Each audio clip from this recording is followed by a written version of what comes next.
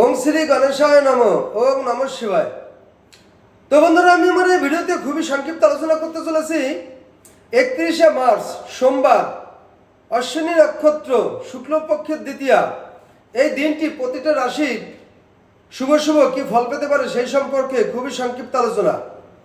মেষ রাশির পরিকল্পনায় ব্যাঘাত, বৃষ রাশির ব্যাংকে ঋণের সম্ভাবনা, মিথুন রাশির আত্মীয় বিবাদ, কর্কট রাশির বিনিয়োগে লাভ, সিংহ রাশির বাতপিদণ্ডা এড়িয়ে চলুন, কন্যা রাশির গলায় সমস্যা, তুলা রাশির হঠকারী সিদ্ধান্তে ক্ষতিগ্রস্ত, বৃশ্চিক রাশির স্বাস্থ্য ভালো যাবে না, ধনু রাশির প্রিয় বন্ধুর সঙ্গে বিচ্ছেদ হতে পারে, মকর রাশির ন্যায় পাওনা থেকে বঞ্চিত, কুম্ভ রাশির সংসারের ভাঙন রোধ, মীন রাশির যানবাহনে বিপদ হতে পারে।